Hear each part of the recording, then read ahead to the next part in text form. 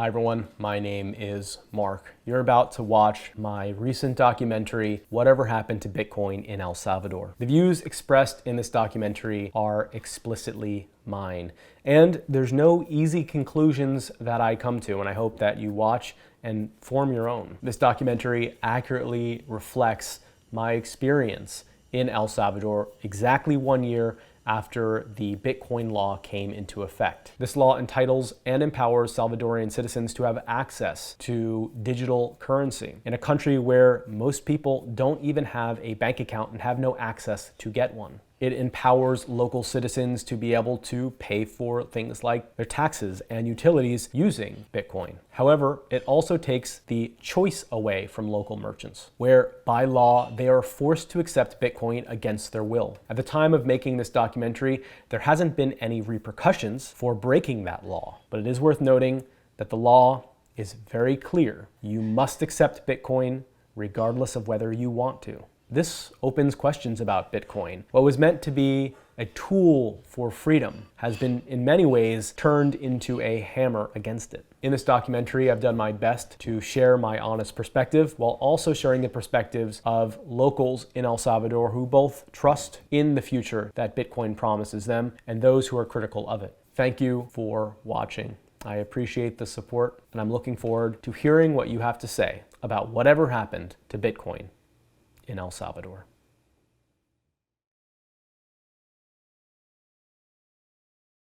En el país, yo vivo en Estados Unidos, pero me parece muy interesante. Parece que desde que salió a luz, eso no se da mucho a conocer, pues, ¿no? Pues le ha ido muy mal, tuvo perspectiva, soñó demasiado alto. Pero en consideración personal está mal, muy mal. Pues vamos a acabar porque la verdad que eso nos ha venido a... Pero con las últimas informaciones que he venido a la baja, pues creo que hay una cierta incertidumbre. Yo siento que es algo... Siento yo que fue una manipulación, pero solo fue una llamarada de tusa. Creo que no ha funcionado en el país, dado que nadie tiene... Para mí el futuro está en lo que es lo digital y el Bitcoin es un camino hacia eso. Ya que en eso El Salvador puede avanzar a ser un país más progresista, pero lamentablemente hay muchas personas que no les interesa. Bueno, no soy muy seguidor de eso, pues del Bitcoin, pero igual, o sea, aproveché en sacar lo que el gobierno pues obsequió, ¿verdad? Y hasta el momento no lo he usado, pues. De ninguna forma, el Bitcoin no ha ayudado en nada. Nayib Bukele ha comprado bastantes Bitcoins ya y no sabemos de dónde viene ese dinero. Ni siquiera sabemos si es de quién es la cuenta, de quién está comprando esos Bitcoins. Nos ha ido muy mal. ¿Por qué? Según expertos va a subir, según otros expertos va a bajar. Buena y mala, fíjate, pero en ciertas ocasiones... Pues la verdad no tengo mayor información sobre el Bitcoin porque nunca entré a ese sistema. Tuve algo de confianza siempre.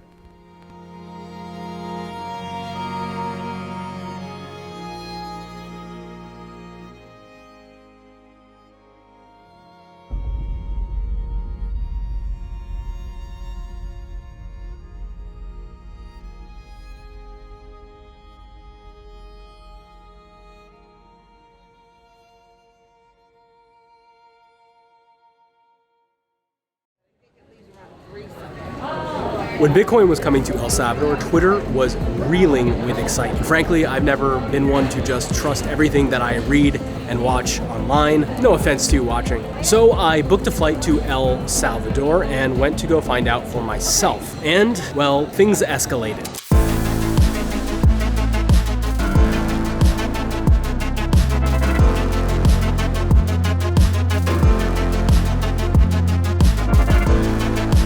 Ultimately, I had to escape from the country. I raced to the airport while Bukele's own team was tweeting about me, his presidential board.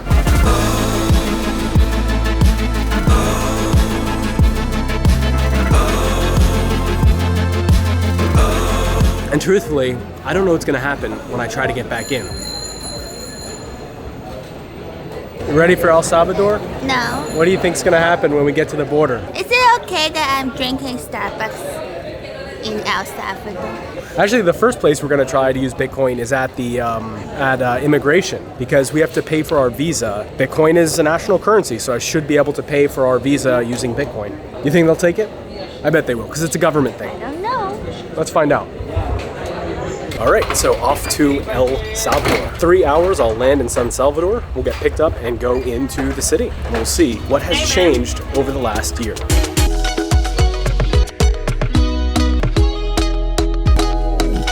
All right, I just landed in El Salvador. Behind me is the airport, very busy. A lot of people here, and look at this, totally packed. I remember that playground, they were still working on this when I was here a year ago, and walking through the airports, I found at least 2 Bitcoin stickers. There weren't more than that, but there were 2. And also, you have to pay for a visa when you come into El Salvador, and I asked them, when I went to go pay for my visa, if they accepted Bitcoin for the visa. And apparently they did, so she pulled out a little terminal. Normally you pay in US dollars, $12 or something. And I went to go pay with Bitcoin, and I used my Bitcoin wallet, and it didn't work. So I'm under the impression it's because they actually don't accept Bitcoin, they accept Lightning. And depending on who you ask, that's a little bit of semantics. But it's sort of like saying, okay, I take US dollars, I take cash, and then I go to pay you, and you're like, well, I don't actually take cash, I take checks. You know, it's not quite the same. But anyway, yeah, it was interesting to see at least they I assume they take Lightning. Anyway, this is a little bit of a letdown that you can't use Bitcoin at the airport to pay your visa when you first come into the country, but that's just small disappointment, not anything big or drastic. But now we're gonna go to the hotel, walk around, and discover more, rediscover this country, see what has changed or what stayed the same here in El Salvador.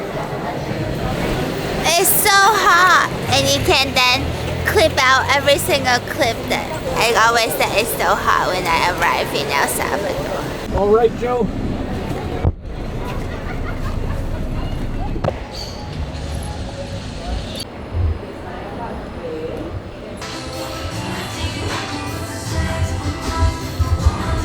Okay, so this is a cafe that we're at. It's actually the first place I was recognized when I was here in El Salvador last time, and Joanna's telling me to come upstairs. So we're gonna go upstairs and have our little croissant and pastry, and yeah. So after we have our pastry, getting off the airport, we're gonna find out whether they take Bitcoin as a payment method.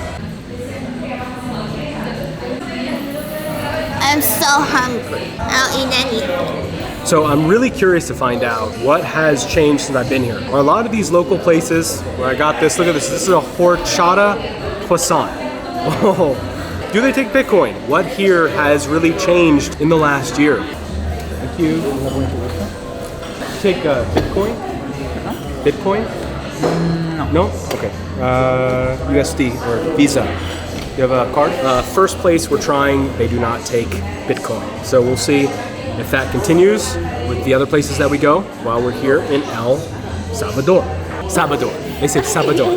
Because if you listen, that's how they say El Salvador. Ooh, the light's so good here. I miss El Salvador. This country is one of my favorite places I've traveled to in the world. When I first came, I was so scared that it would be dangerous, and don't get me wrong, I'm sure if I go into certain areas, it is, but yeah, I haven't had any problems. I could see myself staying here for an extended time, and I can understand why a lot of people are excited about Bitcoin coming here if they're interested in Bitcoin, because it really is a paradise. For the locals, where their tax money is being spent for the president to buy Bitcoin on his own personal phone, maybe not as glimmering as it is for me as a tourist. A year ago exactly, there was a giant protest here. All that footage of the protest you saw was here.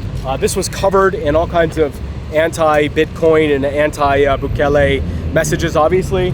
They cleaned it, painted it. But over here is the Chivo, not the one that got burned. It's just the first one. Anyway, we're gonna go in and try to use it. I don't think I can, because in order to use it, I think you have to have a local ID. That rock is very ominous. Okay, so yeah, we'll try it here. We're gonna withdraw cash. Again, I don't think it's gonna work, but we'll see. Mobile number, see this is, oh, look at this, I can select USA. So let's see if a verification code has gone to my phone. Okay, I got it, just went to my junk folder, so let's put it in. Let me try to buy Bitcoin instead. Okay, so now I'm going to scan my Bitcoin wallet. All right, receive Bitcoin, there it is. Okay, I got it. So minimum purchase is $1. That's actually kind of interesting. So I'm gonna do $1. Cough up the money. Come on. Taking all my money. What's new? All right, so I don't have $1, I have 5, but that's still a very small amount to buy Bitcoin with. See, cash in right here. So buying $5 of Bitcoin, print me a receipt. Okay, that's it. That was actually really easy. No KYC, just phone number. And yeah, it actually gave me $5 whole, not $4 and whatever. And that's because the $150 million trust fund that's being paid by the locals' taxes are basically paying my fee to buy KYC Bitcoin in their country. Obviously, a lot of people coming here who are going to be using Bitcoin, at least initially, are going to be tourists. People who are not from here that are, to put it kindly, taking advantage of the trust fund that's really meant for everyone else. For me, it's great. If you want to put a lot of cash into Bitcoin, you want to not launder, you don't want to do anything illegal, but if you have cash and you want Bitcoin, come to El Salvador, and at these Chivo ATMs, you can just put it in, no problem. But again, still not the best thing for locals to know. Anyway, putting money in is very easy, but my hypothesis with Bitcoin in El Salvador is this is a way to build up a stockpile of Bitcoin for the government here. I hope for the country and not for the government. Where this gets tricky is, as we know, there's no one overseeing, there's no public oversight of Bitcoin at all. There's no wallet address where anyone can see where the money is actually going. All of it is on Nayib Bukele's personal cell phone. We just don't know. So if you think about it, that's very scary. This is a way to get people like me to come here, easily put in money into Bitcoin. It goes somewhere, we don't know where. Chivo is a private company that's all tied up in the government. There's no oversight. Also scary is that the company Chivo is developed by a non-national team. At least one of the team members, Lorenzo Rey, is a Venezuelan national who was part of a team that defrauded the cryptocurrency known as Dash. If you watch my documentary, which I'll pin up there, you can find all of the details. So a lot of murkiness going on. And again, what's really scary about this is for a local who wants to take out $1, it's not really possible. There's a $20 limit to take out. It's almost like they want Bitcoin in, but they don't want Bitcoin out. The best part about traveling is going and eating at the best local cuisine. We're talking real, true El Salvador food made from the heart by families and tradition over hundreds of years. Are you ready?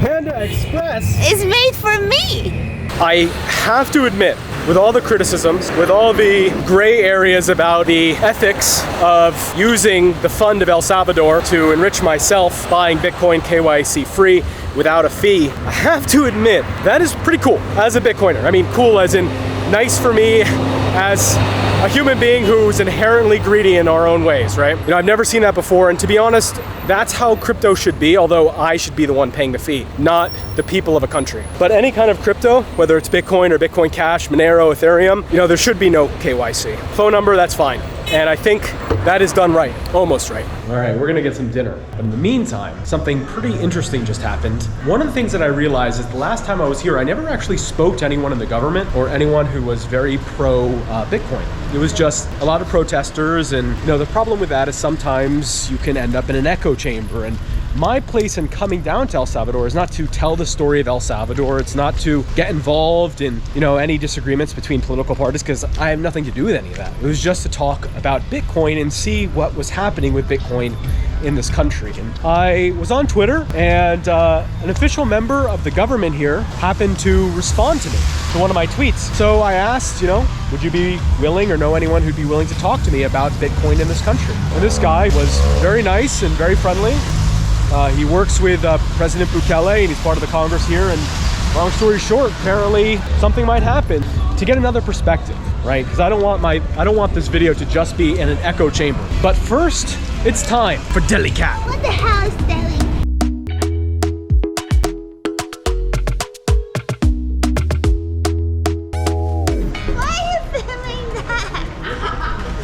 Okay, so I'm gonna show you guys the tweet. A bunch of people who are involved with Bitcoin are doing a reunion in a restaurant right now, Felix y Olivia in Zona Rosa. So I'm gonna look it up and see if I can make it. I mean, I just sat down to eat here, but yeah, we'll see. Why do we come here to eat pizza? Why not? Are we from New Jersey? Why are we eating pizza? It's good looking pizza though.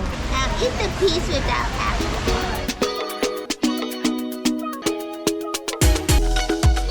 All right, another meal down. The question is, will they accept Bitcoin? Guessing no. It seems like Bitcoin is more specialized, as in you kind of have to search for it to find it, but maybe I'm wrong. There's only one way to find out, and that's why I'm here in the country. Wow, that's bigger than I thought.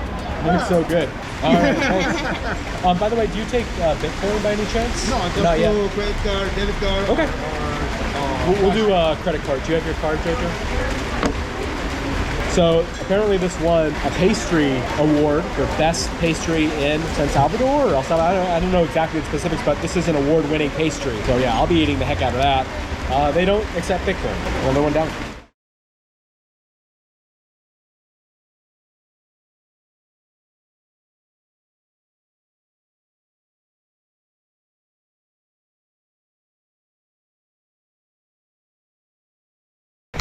It is really raining, and believe it or not, despite being in Central America where it's burning hot, it is cold.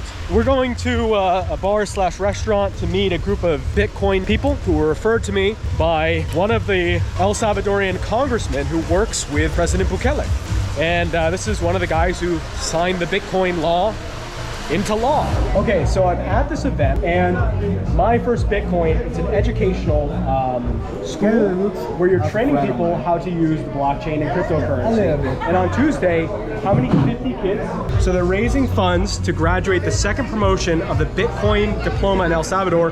Nearly 50 high school students need your support to finish their education on Bitcoin. Here we're seeing the use of Bitcoin for education purposes, really being used for good use. And actually, you are doing some really cool things with the blockchain and with coffee. And do you want to say what they are? Yeah. Hi, YouTube. Yeah, my name is Jorge Cruz. I represent Biocrop Project by Tierra Bendita. And in Twitter, people know us as Cherito Cafe. First day in El Salvador, and so much has happened. Got off the airplane. I thought we were just going to go eat dinner at the pizza place, go to bed early, but here we are, meeting people, networking. It's really fantastic. So. Welcome, bienvenidos. Oh, thank you, man. Appreciate it. Hey. Yeah.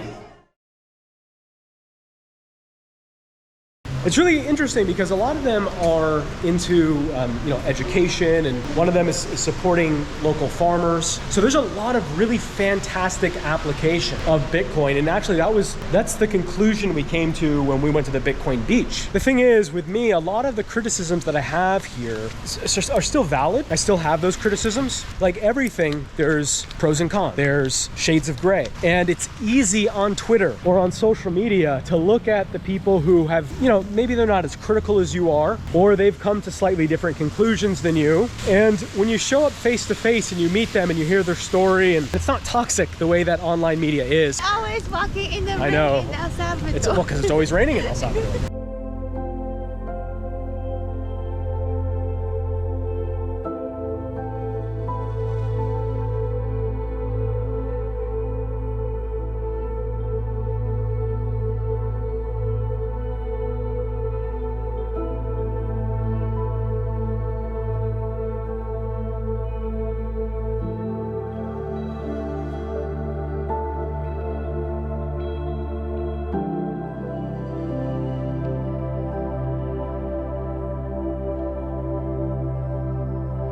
So it's day 2, and I will give you some updates from yesterday after breakfast, but it's raining outside. And unfortunately, Bitcoin season and rainy season happen to fall in the same month. I don't know how I'm gonna film out there. This camera is definitely not waterproof. Do you take Bitcoin? No. Okay. Nope. It's another one that doesn't take Bitcoin. Credit card it is. So this is La Casa del Bitcoin, and it's a free co-working space here in El Salvador, and also an education training space. And they have coffee. Hello, I remember you from last night. I told you I'd come. Hey, welcome. Good to see you. So we met last night when I had my little GoPro, and I promised that I would come and try some of the Bitcoin coffee here. These two, both of them are good. It's just like when you look at the flavor wheel here, the attributes are different. Like this is more like red apple, red fruit kind of notes, chocolatey caramel, and this is Zampacho and red bourbon. Unlike other companies, that are getting office space, that are relocating to El Salvador to set up their offices, like Strike, Athena, Refill, which is very highly commercial. Instead of getting like office space in a high rise, they decided to get like one of those 1950s architecture houses from El Salvador with the colors of the Salvadorian flag. And on this wing, they have in the north wing, they have the office space of their team. And on the right, this is like a reception area. People normally, whether they have students come, and who are the students? Whether small business people that want to learn.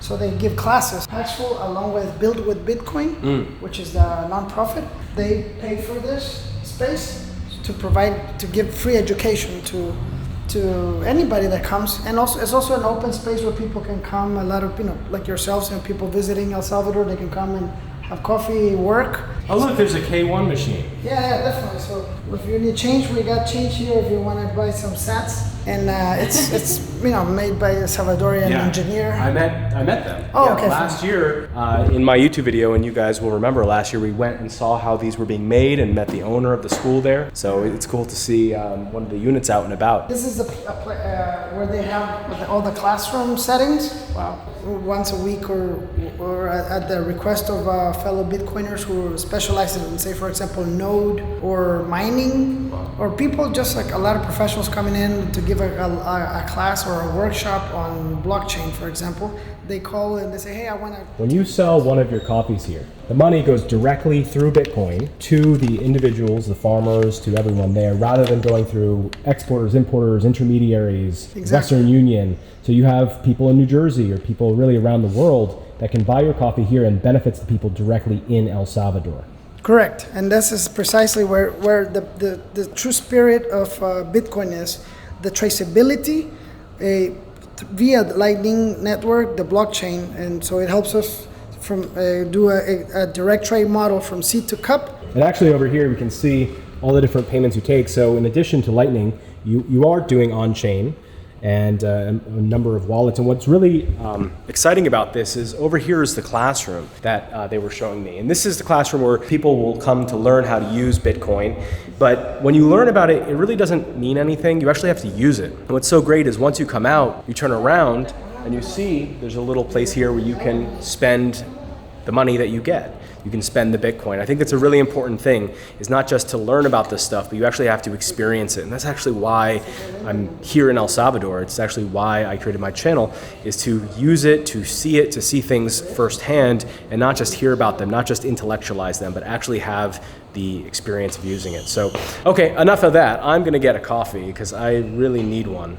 I'm gonna do the pour over that you recommended with the art here that was made by people at El Zonte, the Bitcoin beach. And do you know what you want, Joe? I want a latte.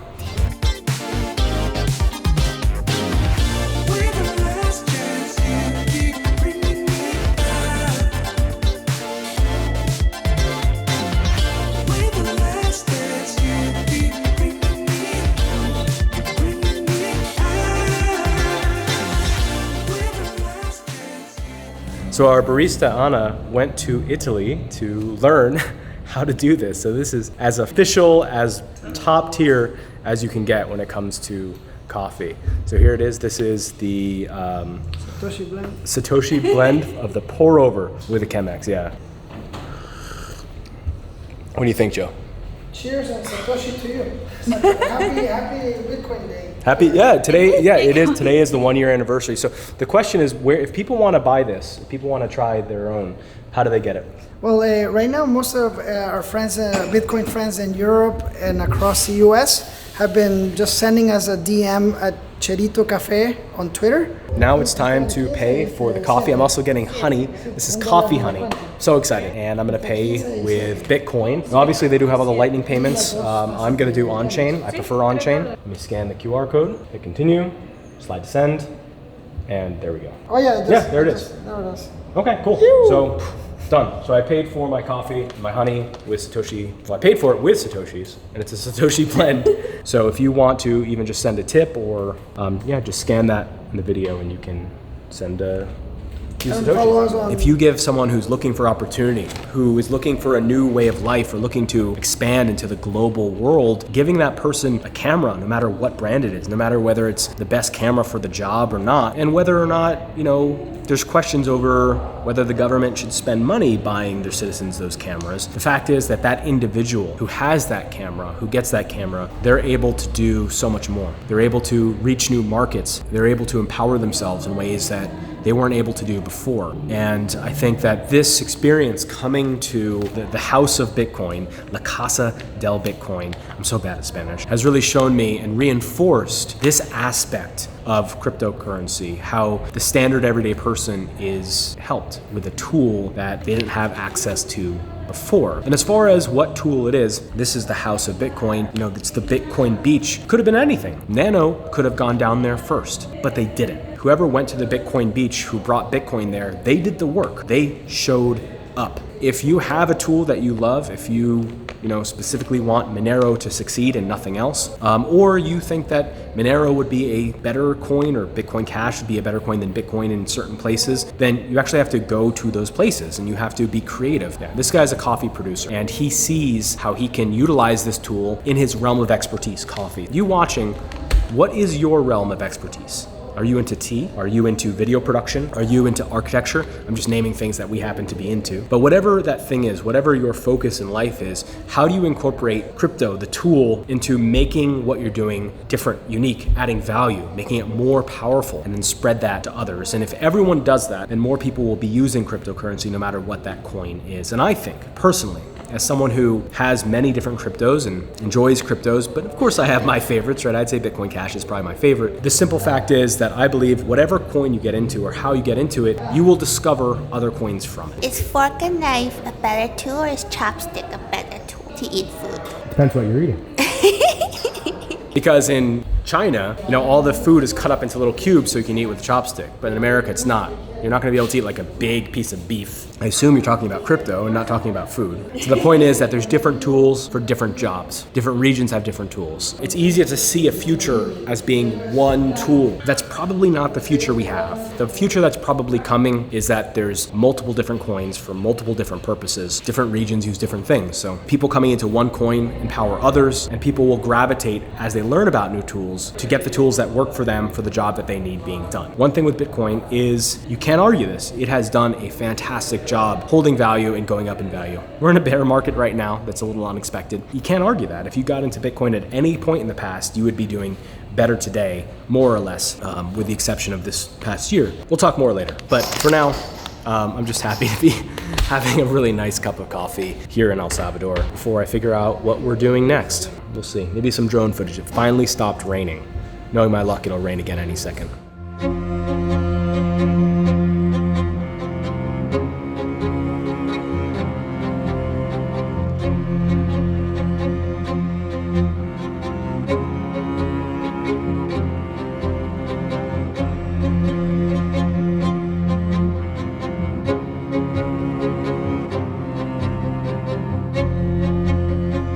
Okay, of course behind me is a Pizza Hut. And I've never seen this logo. It's a logo I haven't seen. So they have Beyond Meat, which you wouldn't expect. Hola. Now the question is, most of the places I've gone to, which are smaller privately owned businesses, have not taken Bitcoin. But the question is, what about the big chains, such as Wendy's, Pizza Hut, all of these kind of places, are they taking Bitcoin? Are they taking crypto? So we're gonna go in, find out. They also happen to have a Taki burger, which sounds like everything I don't need but want. You know what would be really smart for Wendy's? Yeah.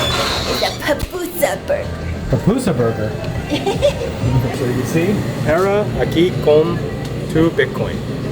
So apparently they do take Bitcoin, and we're gonna try. Hola. Taki burger. Okay, Bitcoin. So they're getting their phone that accepts Bitcoin. I hear telephone de Bitcoin. It's probably not something that gets used very much, but it looks like it is something that can technically be used. We've been waiting here maybe 5-10 minutes, and the person at the register is in the back, I'm guessing looking for the phone. So they're a little bit flustered when we asked to pay with Bitcoin. Again, you might even be the first people that have ever asked. It doesn't seem like they know where it is. And actually, here's the phone. Okay. So now I will try paying with Bitcoin. And there we go. So I scan it. It's not working on this wallet, so I'll try my other wallet. So, okay, I'll try a third wallet. So, I'll go to scan, and we'll scan it. There we go. Looks like it's working. Okay. There we go. It's sent. You see? So now the money is sent, but the problem is that it's on the Bitcoin network, so it's probably going to take, I don't know how long until the money gets there. Maybe 10 minutes, maybe an hour, maybe more. Now in this situation, you can show them the transaction. They're discovering for the first time that Bitcoin is slow. So again, it could take seconds, it could take minutes, it could take hours, it could take days.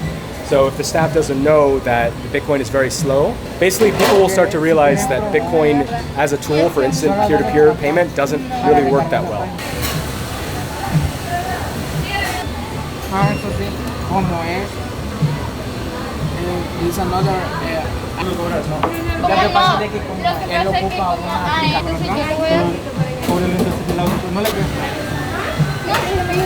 Bitcoin is very slow, so it could take hours or days before it gets confirmed in your device.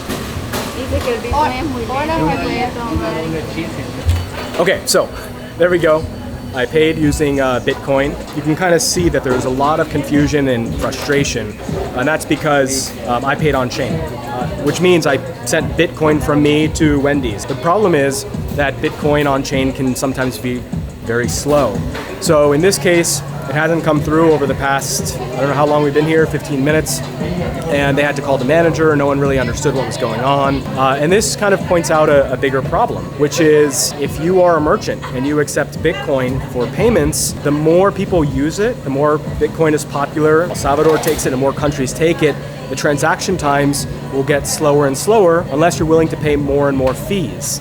So I remember a year ago when I was in Thailand, the fee was anywhere from $15 to $20 to send Bitcoin if I wanted to do it within a minute or two. In this case, the fee is lower because less people are using Bitcoin because we're in a bear market. But what this means is if you buy a big item, let's say a motorcycle or a car or a house or really anything, the merchant has to know that if they're accepting Bitcoin, it could be very, very slow. And where this gets scary is, in theory, because this hasn't been confirmed yet, I can get my burger, walk out of Wendy's, and actually cancel it. I can do a chargeback. The thing is, every crypto has pros and cons, and I feel like part of me doing my videos is so you understand what the pros and cons are. Oh, great. Gracias. Gracias. Okay, so we got our burger.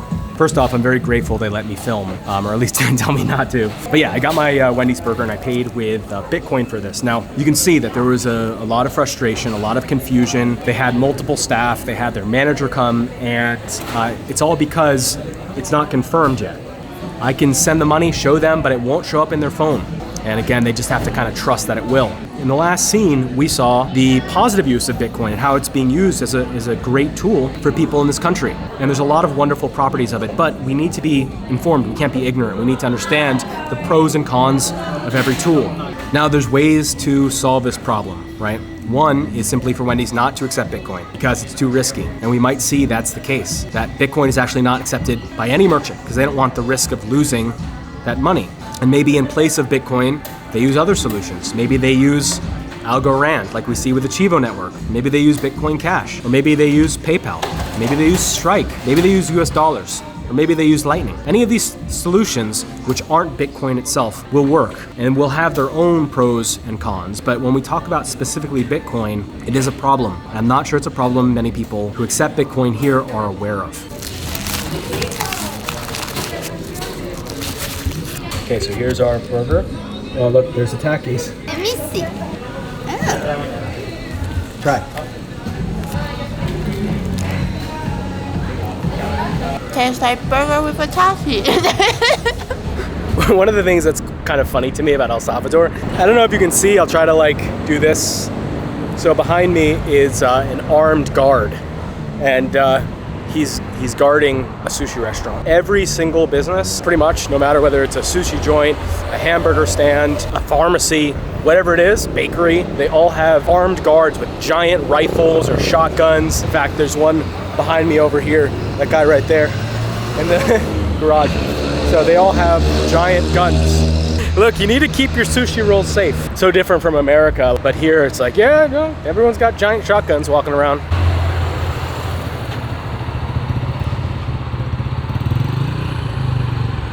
Okay, so 32 minutes after ordering the Wendy's, it actually did go through. So that's how long it took, 32 minutes. And keep in mind, that's in the bear market when I paid a very high fee in a very low usage market time. So very, very slow. And again, like, what do you do? Should I just wait in there for 30 minutes before I leave for it to get confirmed? Yeah, so that, you know, that overall, it's just kind of a problem that I don't think has really been resolved. And I think the other problem is a lot of people who are extremely pro Bitcoin that actually do know about this problem kind of brush it off like it's not really an issue, or just say, well, yeah, Bitcoin is really slow and low fee, but you know, just use another solution on top of Cash App or Strike or Lightning or PayPal or whatever. I want everything verified on the blockchain. Like, that's why I'm using the blockchain.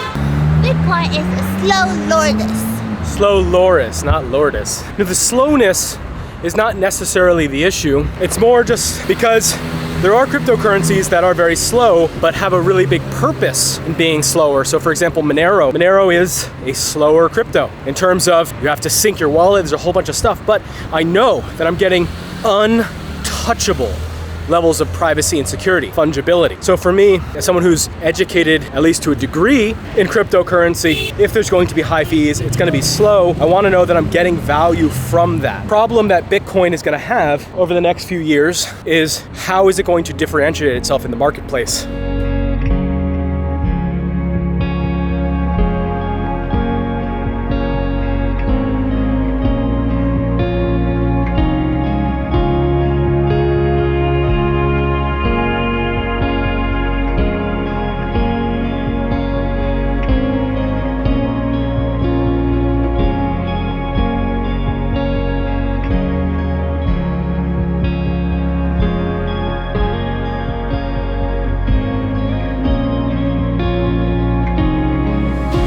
Like apricot. Salvador arroz. I think arroz means corn.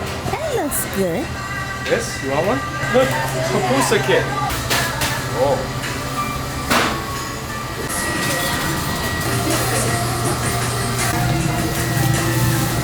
Okay. Bitcoin? Oh, look at that. Got the phone ready to go.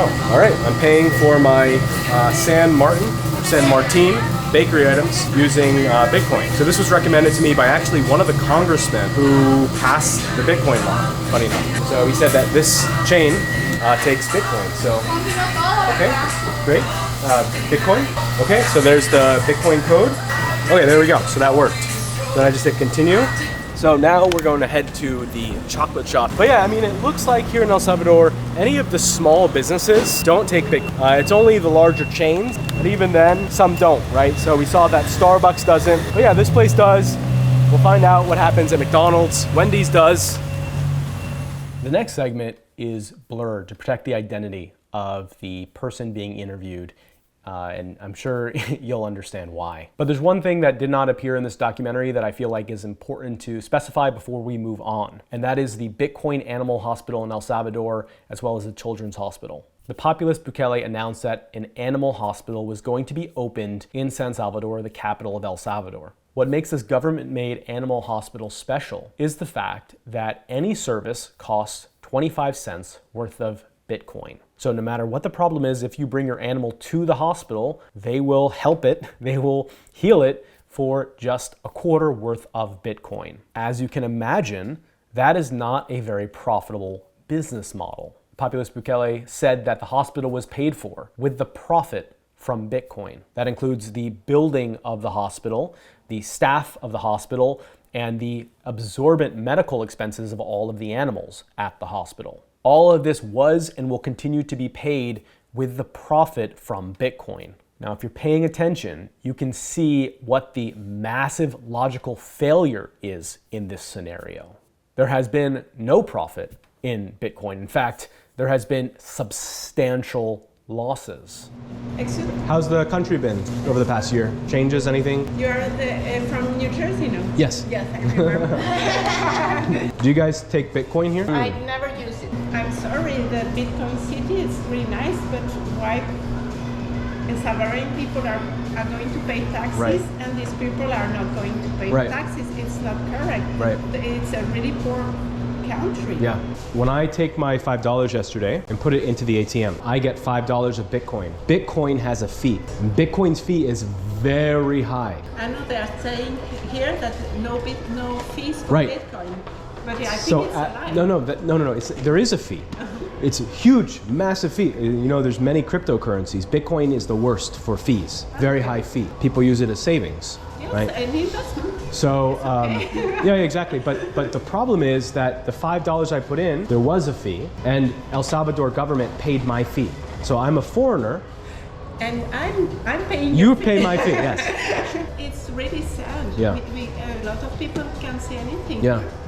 There So- is more and more, and I don't know if you see it, a man who is writing on Twitter has been arrested like 1 week ago. Yes, because he put a picture of the president brother with a lot of security, a lot of things, Yeah. and he is in jail.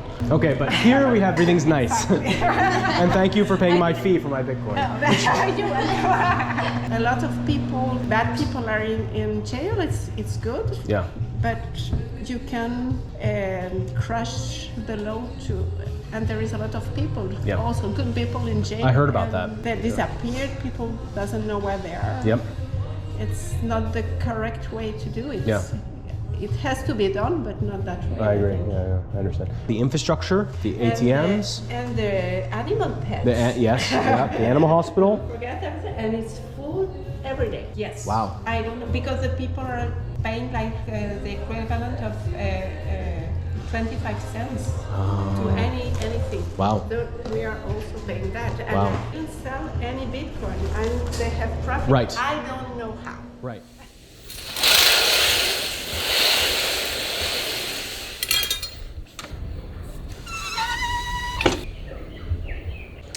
So I've had a lot of new thoughts. Today's my last day in El Salvador. I got to meet some people who I can't tell you who they are, not that it really matters. I spoke with them and had some reflections about Bitcoin coming to this country.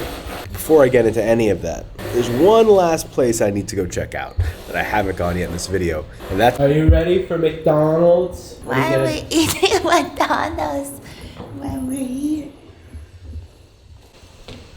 This hotel is interesting because this is where Max and Stacy, who are some big BTC people, lived for months apparently before finally buying a property or an apartment. I can see why. It's very comfortable there. The Wi-Fi is a little slow. Of all my lessons, siempre parece saber cuándo volver a mí. Of all my blessings, eres la fruta que da bendición pa' mí.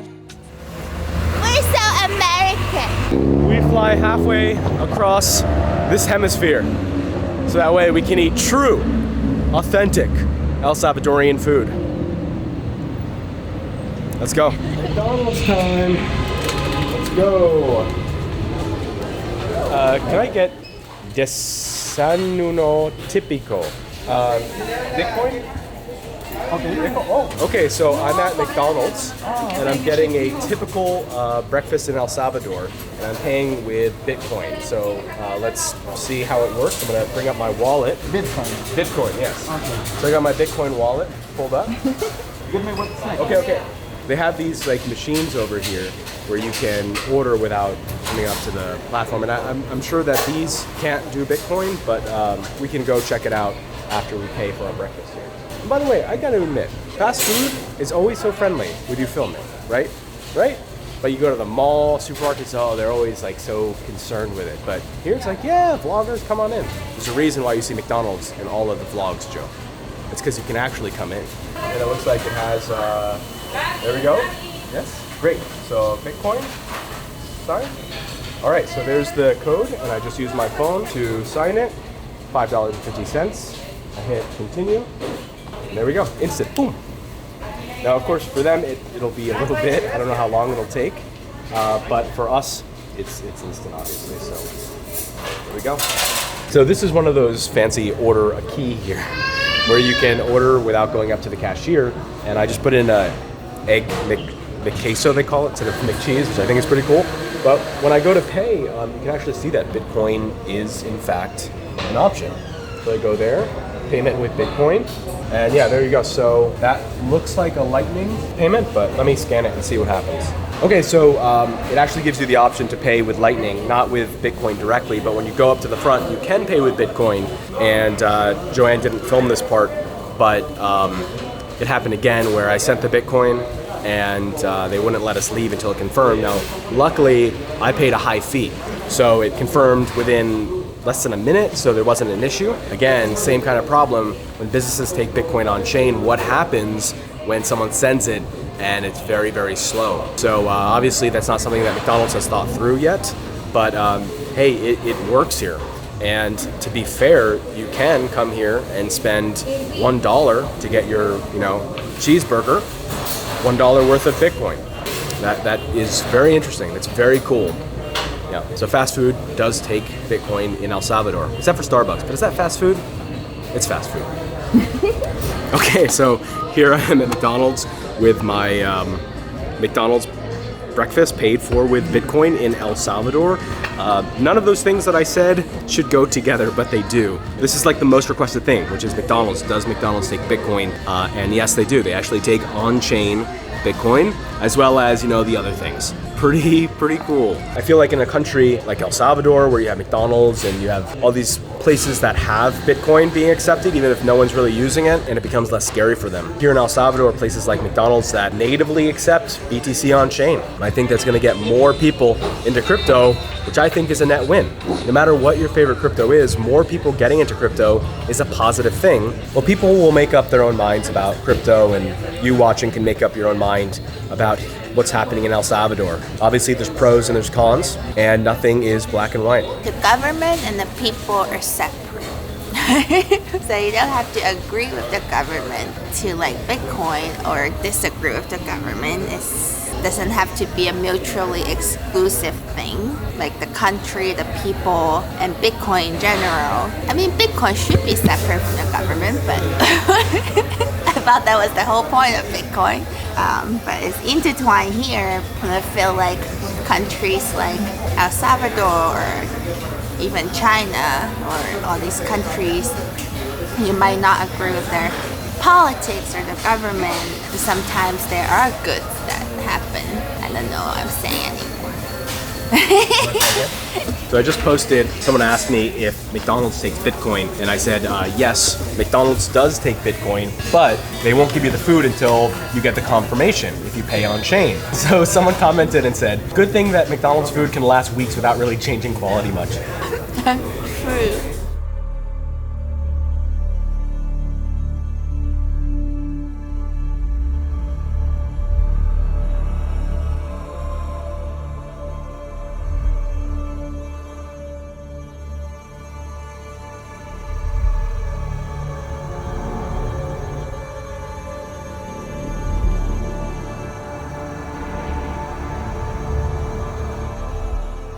All right, so it's a little bit hard to see, but behind me is Chivo Pets. This is the hospital that was built using the profits from Bitcoin in El Salvador. And this is a place where you can come and bring any pet. So there's dogs here that I've seen that are very cute, and you can pay only 25 cents worth of Bitcoin to get the hospital service done. Now I came to film, we're not allowed in, but I think we're okay here on the outside. There are a lot of armed guards. Now the question that I had with coming here, now the government here claims that Chivo Pets is paid for with the profit from Bitcoin in El Salvador. Of course, that begs the question, what profit? But hey, it's starting to rain. I'd like to get some shots of the Chivo building here. Might not be possible because it just started to rain, but here it is, Chivo Pets.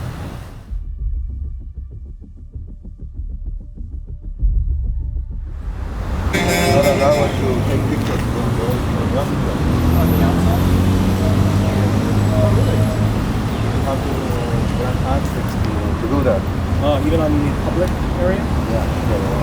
Do you know who I talked to about that? Do you know who I talked to about that? Administration, but I don't have any number to do that. Okay.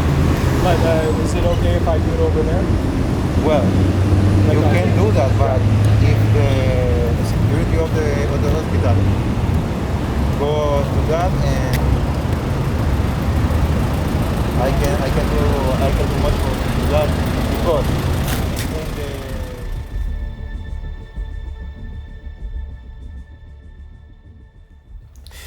So today was an immensely positive day. I spent Bitcoin in a lot of places. I got to meet people who are bringing Bitcoin education to people of this country and seeing the positives of Bitcoin roll out. But of course, it seems like whenever things get really positive, something has to push back to balance the universe. So you saw that clip just now where I was in front of the Chivo Animal Hospital. And while I was recording that, as you saw, someone approached me, basically told, as they pointed at the heavily armed guards, that my filming wasn't allowed. I was outside on a public street and they wouldn't tolerate that. I talked with the guy there and said, okay, well, I'll film on the other side of the street. I'll get further away from the building. He says, no, if the building is in it, they will come to you. This is a place that could really use Bitcoin tourists and content creators and YouTubers to come to make videos and content. On top of that, this is the Chivo Animal Hospital that is paid for with public money. It's a public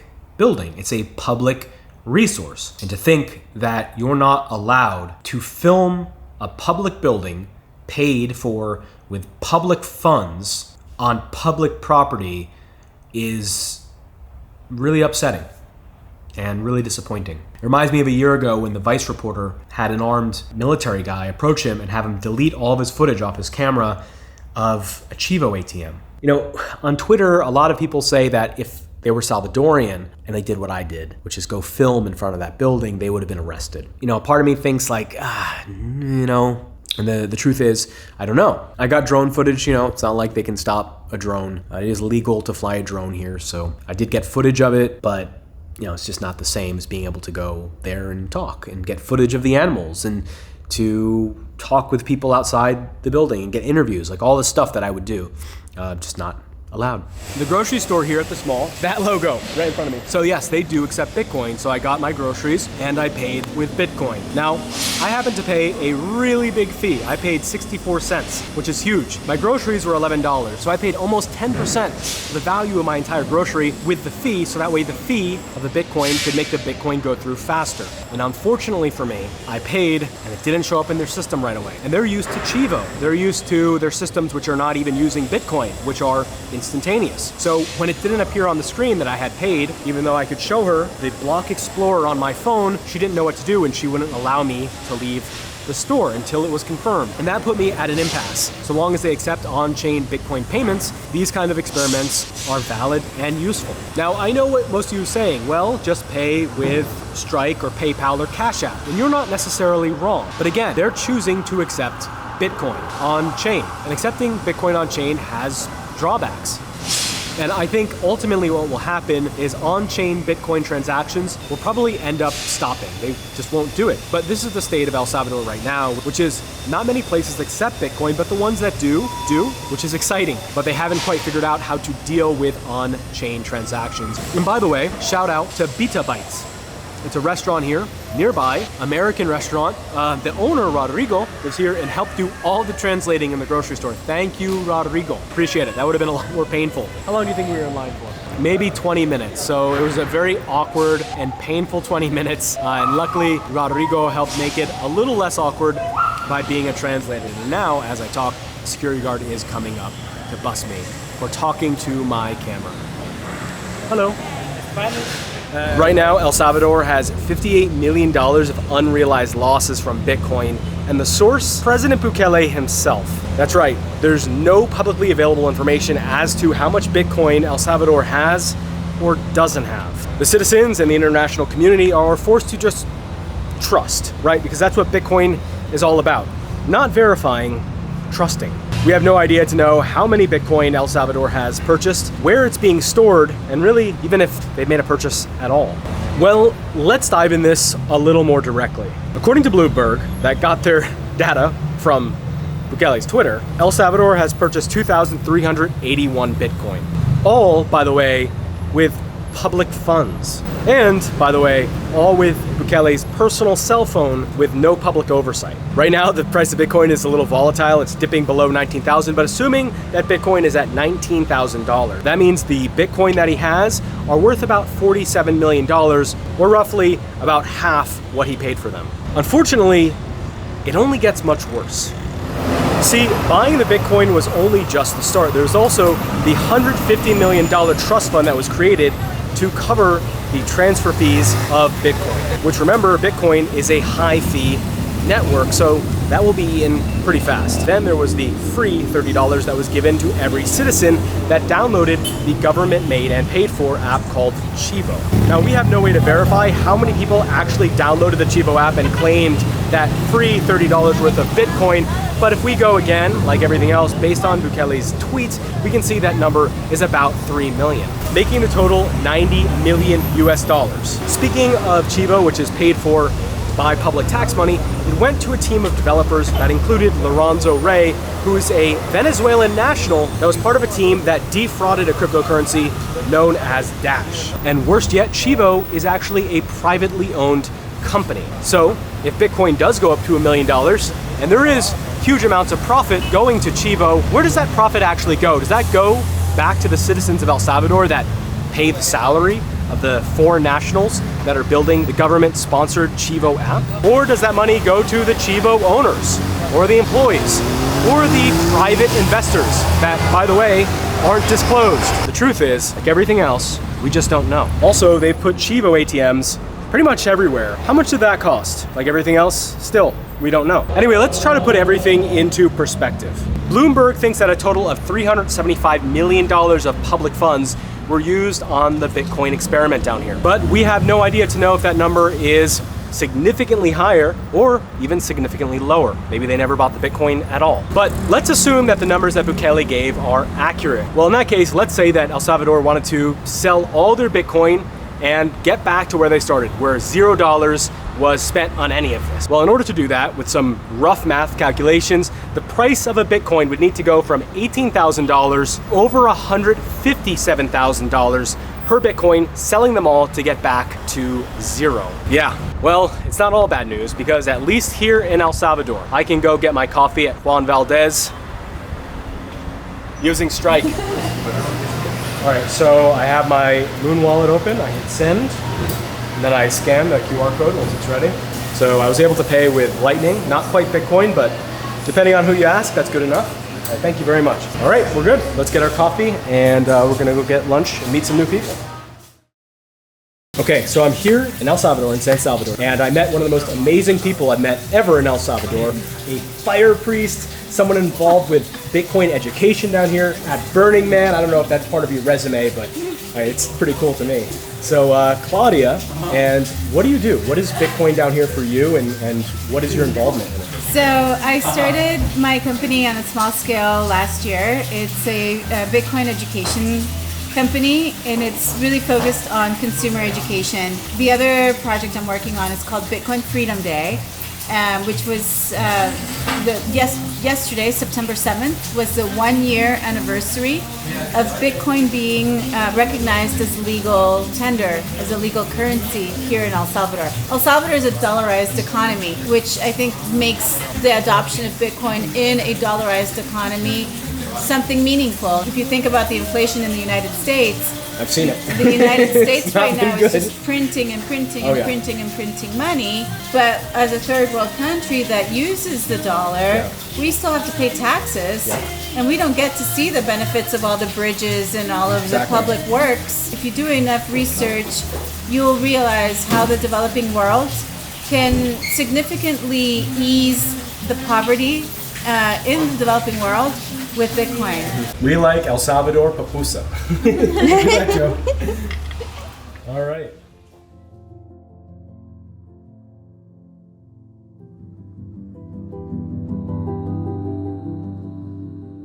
Well, I guess I'll say that during my time in El Salvador, it just seemed that Bitcoin fizzled out. There weren't many places that were accepting Bitcoin to begin with, and a year later, there were even less, with a notable example being Starbucks. The excitement seemed to fade away. Though maybe it didn't fade away at all. Maybe it just collected and strengthened the resolve of some of the creatives down there, some of the dreamers. Those that were passionate about Bitcoin were more passionate than ever before, despite the fact that many people had simply moved on. When Bitcoin was announced a year ago, all of the citizens were able to claim $30 worth of free Bitcoin out of the Chivo app. The idea is that this money would give people a way and reason to start using Bitcoin, though it seems most people simply took the money out as US dollars and moved on. It wouldn't be fair to say that Bitcoin died in El Salvador. There's more investments, charities, and businesses that are going down there. And speaking of tourism, let's touch on that.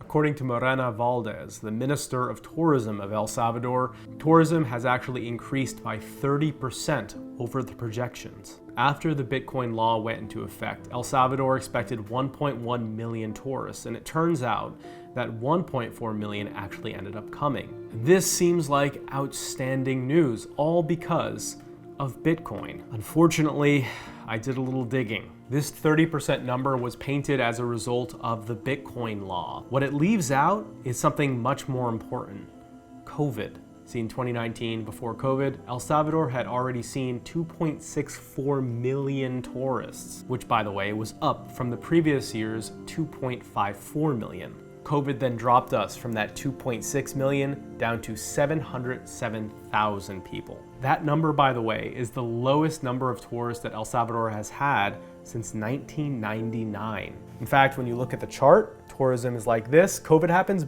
boom. And now we're just starting to go up, recovering after COVID to the pre-COVID tourist numbers. Saying that this is because of the Bitcoin law, the most dangerous liars are the ones that tell 99 truths. I was chilled to the bone when I first went to El Salvador and discovered that a dissident who spoke out against Bitcoin was arrested without warrants and without formal charges. And it seems that this destructive and disturbing pattern has only continued and in fact grown widespread. President Bukele, behind the Bitcoin law, has declared a state of emergency following a gang shooting. This allowed Bukele to arrest, according to him, over 17,000 people suspected on being related to gang violence. These tens of thousands of people were arrested without charges, without warrants, and held without trials and without juries. And in fact, in the conditions of the El Salvador prisons, many have even died, with the government not willing to proceed with autopsies or with investigations to provide the families details of what happened to their dead loved ones. Though, on the other hand, organized crime has been a serious problem in El Salvador. In fact, I'll tell you a true story. This person, who, trust me, knows what he's talking about. I wish I could divulge who this person is, but they told me that in public schools in Mexico, all of the children are given a map of Latin, Central and South America. And on that map, with every country, they have to write one thing they think about it. In the past, the most common response to the country of El Salvador that the Mexican children write is murder. Following the Bitcoin law, the most common answer to El Salvador instead was Bitcoin. You really can't understate the importance of changing the way the world thinks of a small country that would have otherwise been invisible, especially a country that had such a bad reputation for crime, now being seen as a beacon for technological development. It's hard for me not to admit that's damn impressive, but it comes at a cost, and not just the cost of Bitcoin. So what's left? What's the end? And I guess, do the means justify the end? And if so, do they justify better ends if better ends never come?